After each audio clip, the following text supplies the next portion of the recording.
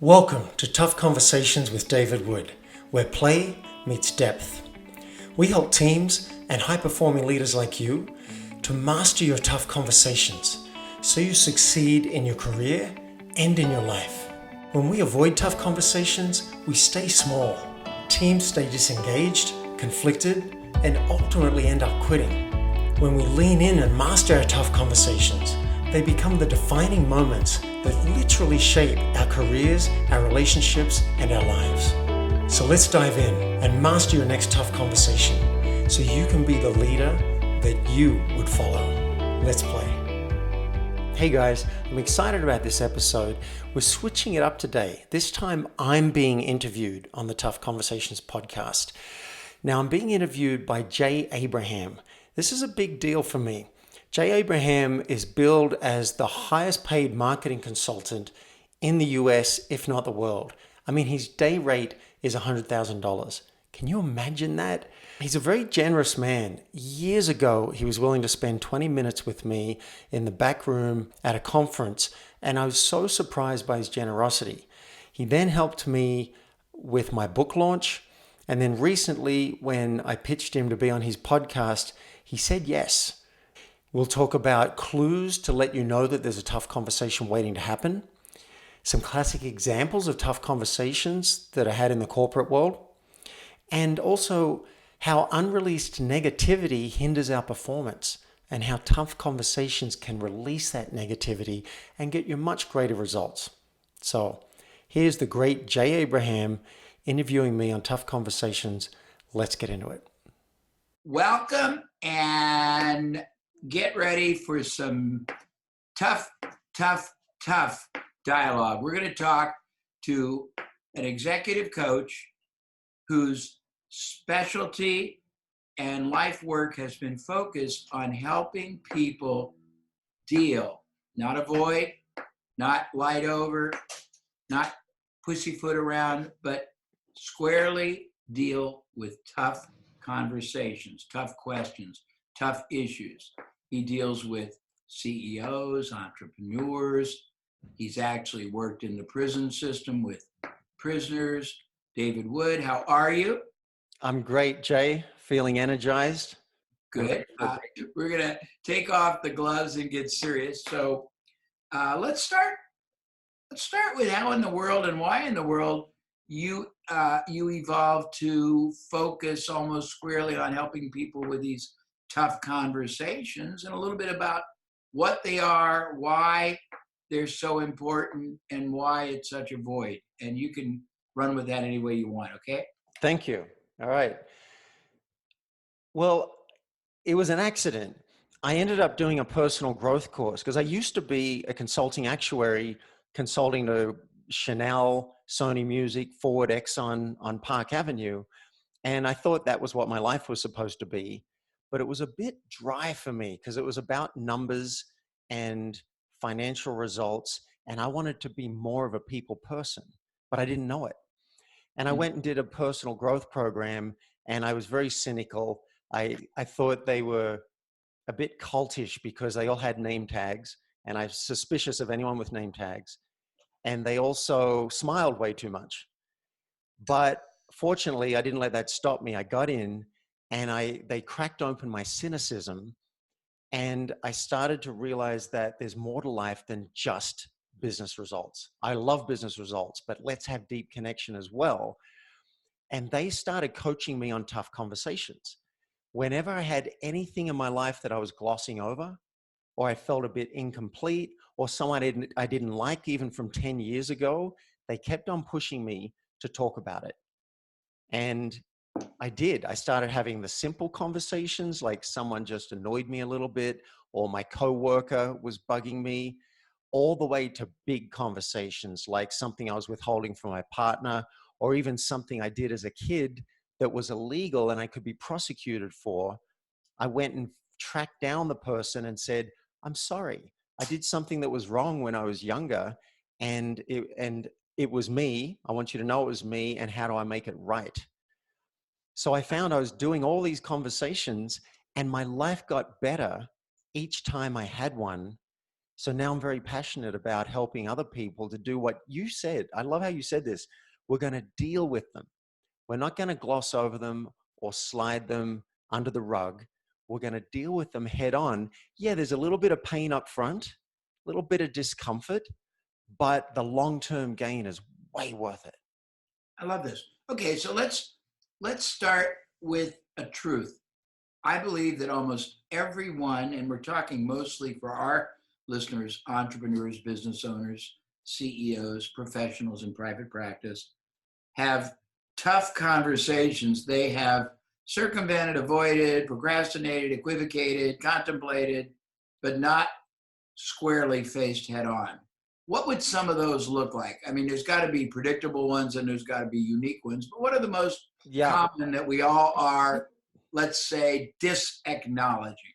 great. One classic example is just, here's a clue. Here's how you know there's a tough conversation. You don't feel great with somebody, or you find yourself complaining to someone else about the situation, because the mind doesn't say to you, oh, you've got a tough conversation to have with your boss. The mind says, my boss is a jerk. Or my mind says, I'm not happy with how this is going. The mind does not present us with the conversations. So that's the clue. And you may find once you've spotted the clue, which is, I've got a problem with this person, the conversation might go something like, there's something you're doing that isn't working for me. I'd like you to change your behavior. I need you to improve your performance. There's a classic one at work. Or I don't feel respected when you speak to me. I don't feel supported. I don't feel valued as part of the team or the company. These are all awkward things to say. How about I need to let you go? That's a tough conversation. Or I screwed up. I actually made a big mistake and it might actually cost me my job. And I want to confess and I want to make it right. Those are some examples of the tough conversations that people are having in the workplace, and more importantly, that they're avoiding in the workplace because they're worried about two things. They're worried about feeling uncomfortable. We're creatures of comfort and we run from discomfort generally. So do I really want to have a conversation with you when I'm worried you might get defensive, or you might feel upset, or you might feel angry, or you might tell me I'm being oversensitive or I'm high maintenance? So that's one reason we avoid them. The other reason we avoid them is fear of loss. If you're my boss, maybe you won't include me on the next project because I've rocked the boat. Or maybe I will actually lose my job if I confess to making a mistake. Or if I say, I think we've got the wrong strategy in the company and I want to speak up because I think it's important. I love that. David, let me ask you this. So once and if we are strong enough will to acknowledge to ourselves that we have scenarios, situations, people, aspects of our lives where we need to have some tough conversations, what is, without taking away your IP, what is a methodology, process, um, strategy? What's the solution? We know the diagnosis. We got a problem we got to deal with. We have avoided it or we have lighted over it. Now we got to basically deal with it, because once we do, I'm amending my question. I think people need to know the payoff is more positive than negative more often than not once they work through it, is it not? Yes, I'm grinning here, and I love that you amended your question, and I'm sure we'll get to the other question. But see, here's what happens. The ego wants to protect us. So the mind is very good at telling you why you shouldn't have the conversation. In fact, it'll go a step further. It'll hide the conversation from you. You won't even think of it as I could talk about this, because you're already thinking, if I bring it up, I'm going to feel awkward. They're going to get defensive. It might not go well, and I'll be worse off than before. In fact, let's go to a personal example. Let's say I confess something to my partner, my romantic partner, I may lose the relationship. Like there's genuine fears of loss. So you've hit the nail on the head. What we have to do is to look at the gain. This is what I'm risking. I'm risking my boss getting upset or getting fired, or I'm just risking feeling awkward, right? What could come out of it? And I have a worksheet. And if you like, it's a free download on my website. We can give it Sure, away. You're Yeah. very welcome to showcase yourself. It's my privilege to connect people to you. Thank So you. worry not about that. So I want people to know that so they don't have to take a bunch Yeah, of notes while they're listening that's to great. us, Yeah, right? it's good. Thank you. Yeah. So there's a worksheet, and the worksheet asks you questions like, what do you hope to gain out of this? What's possible? What's your intention? And for example, it could be with your boss. It could be, can we talk about the new company strategy? I'd like to be the squeaky wheel. And the reason I want to do that is because I think I could have a major impact on the direction of the company. And I think we're going to make more money, right? Like come up with your hope, because that's going to help you enroll the person in having the conversation. And if you don't, and then you'll come up with the risk. What am I risking here? And am I willing to risk that? Now, if the gain's not bigger than the risk, all right, maybe you're not going to have it. If I show up at the border of the US wanting to enter the country and they say, are you going to work in this country, sir? We notice you don't have a green card. Are you going to be approaching clients here? I may look at the gain and look at the potential loss and decide, I don't want to have that conversation. I don't want to get into that. I may not be willing to speak up and say, yes, I'm going to work, because they're going to turn me away and send me somewhere else. So I'm not saying you have to have every tough conversation, but let's look at the possibilities, because I think the mind is not showing you that you can feel self-expressed. You can feel more confident in yourself. You can have a deeper connection with the person that you're avoiding that conversation with. You can learn something about yourself and grow. And then the obvious one, you might get a great result. You might enroll that client in doing business with you because you had the tough conversation. You might get the promotion because you went and had the tough conversation. You might feel deeper and closer to your partner or your kids because you had the conversation. So let's look at the gain and weigh it up against the risk. And 9 times out of 10, for me, it's worth rolling the dice. Very cool.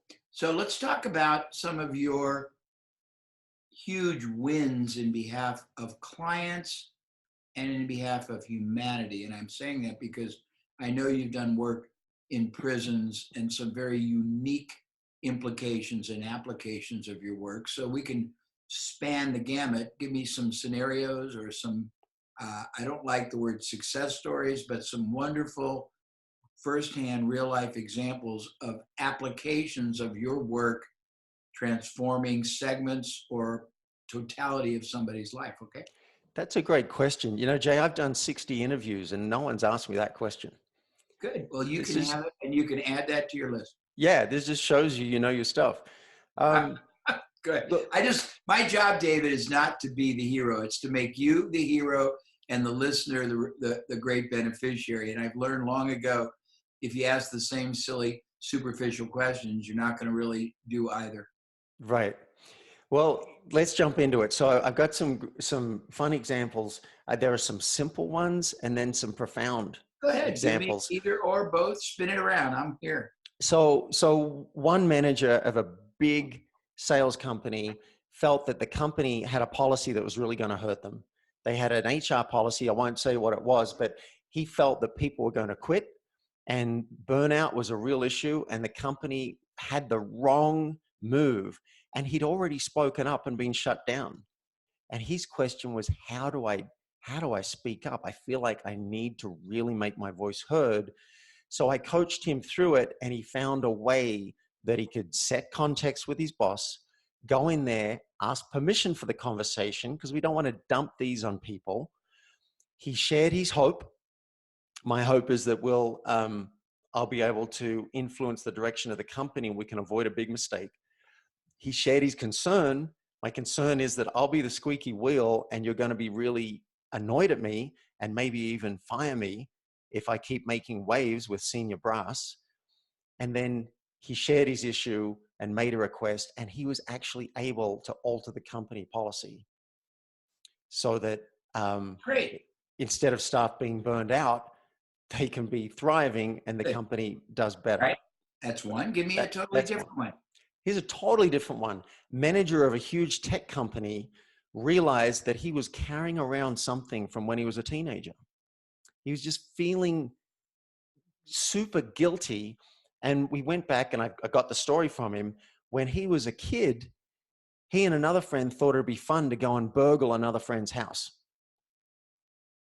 Okay.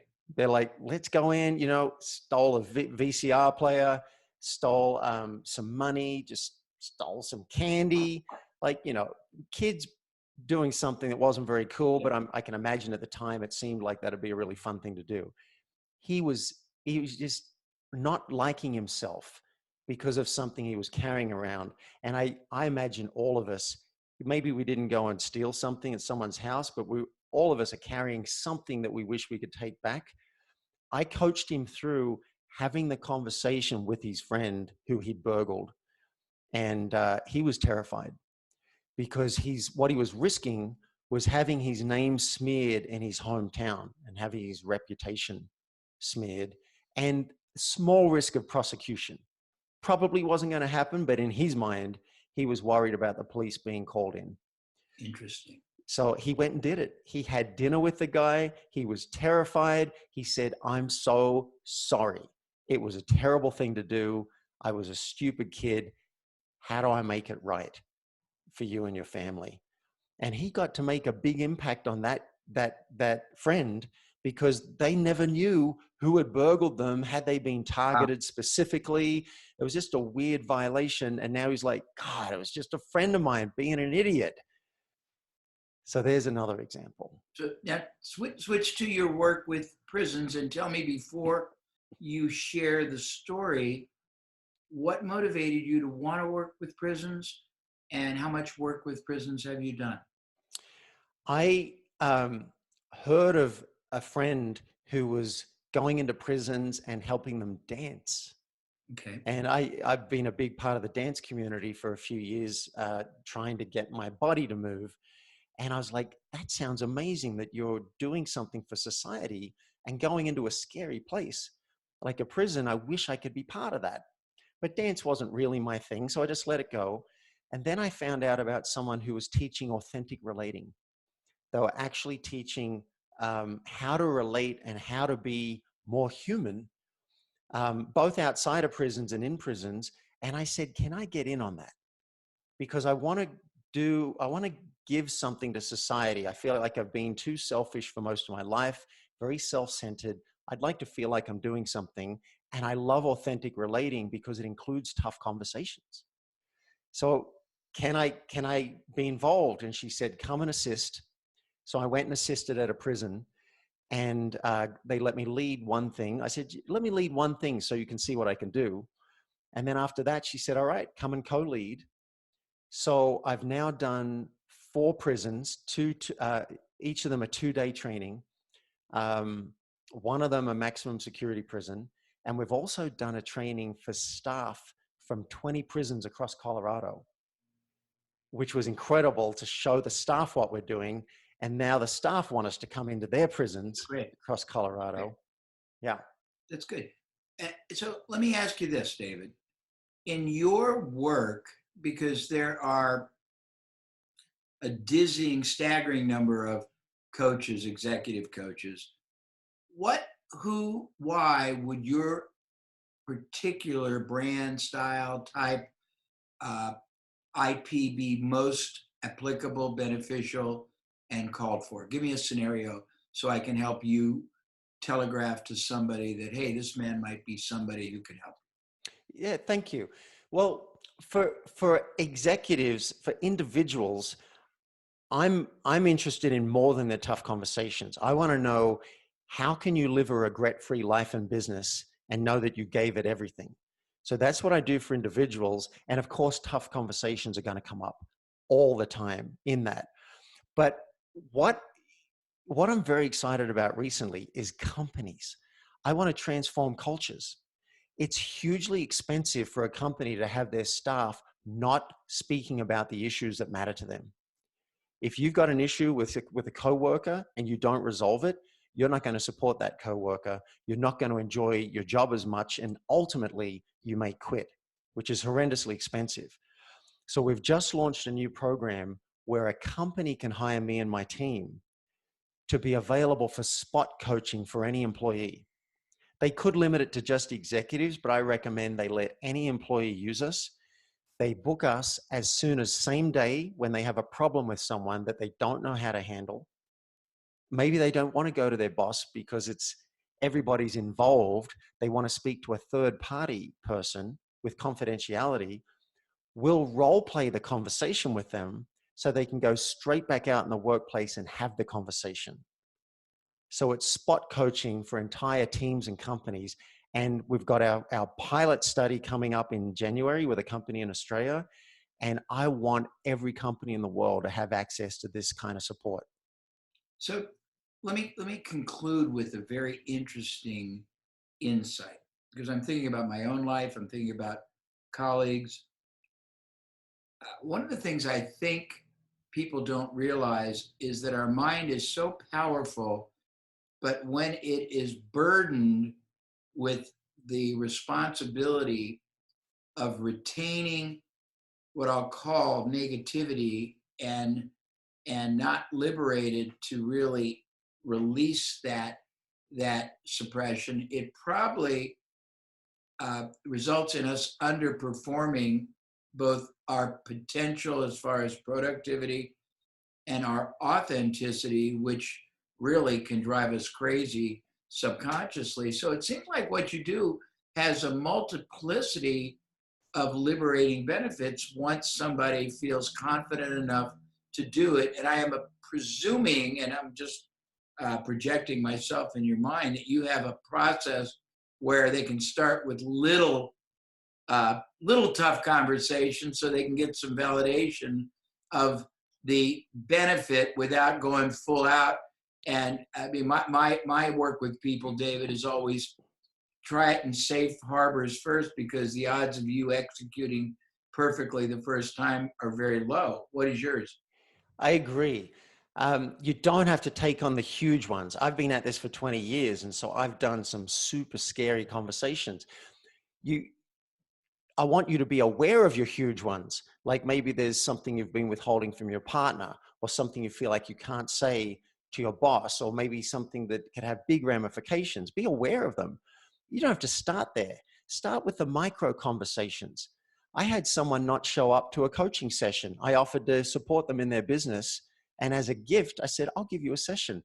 Didn't show up, and I didn't feel like my time had been respected. That's a micro example, but let's not gloss over it. I ended up addressing that and taking a risk with this guy and saying, I'm just not feeling my time's respected. I'd like to feel like it is. Would you be willing to answer these 3 questions so I can feel good about gifting my time to you? That guy was so impressed with me bringing it up and not sweeping it under the carpet. He wants to include it in a podcast. That's great. That's so great. Let's do the micro ones I love it. before we do the big ones. I have I have 2 last questions. The first one is to give you your crescendo. Share with me quickly the funniest tough conversation you ever had to help someone with, the saddest, and the most impactful. We're going 3 gamuts. If you can. Funniest, the saddest, and the most impactful. All right. And the funniest. Well, yeah, I say, perhaps the funniest in hindsight was I went to a residential college back when I was 18, 19, 20, and I wasn't really welcome at that college. In fact, I was banned from the college. I used to play up. And as I drove past the college 15 years later, I would look at the college sign and I'd feel guilty because I stole that college sign. I'd vandalized it, and not once, but twice when I was a teenager. And it felt off. And finally, I decided I've got to have a tough conversation. So I called up the principal, who I didn't even know from Adam. And I said, I used to go to that college 15, 20 years ago. I stole the college sign. It was wrong. It feels like just like vandalism now. How do I make it right? I'd like to pay you for it.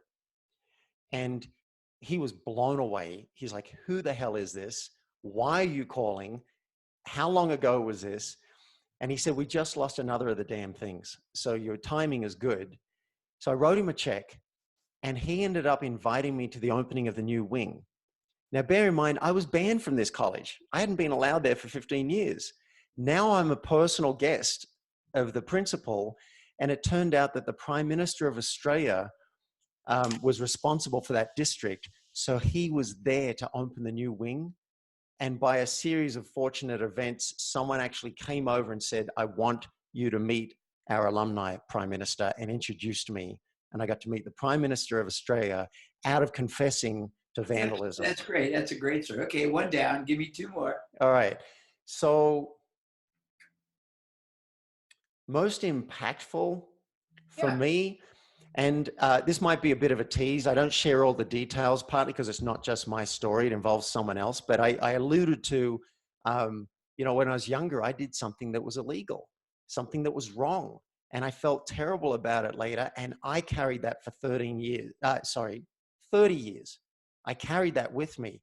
And I can't tell you the fear and the guilt, like one day I'll be caught. One day I might be prosecuted. I'm going to feel shame. In fact, I felt shame anyway. I've been carrying this.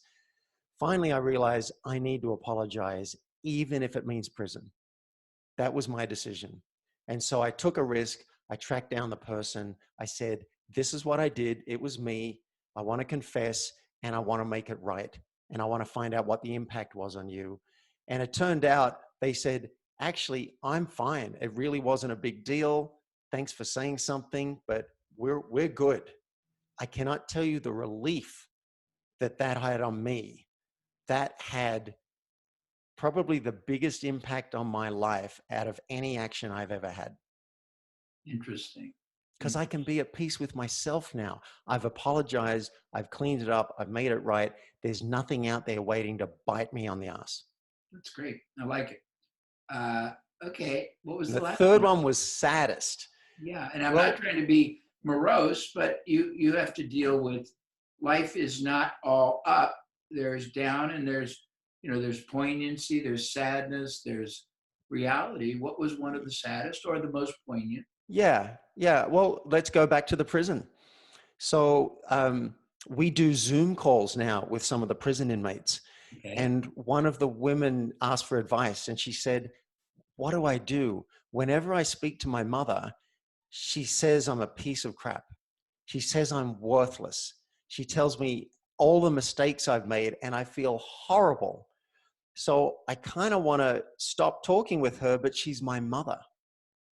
What do I do? It's a tough conversation that I don't know how to have.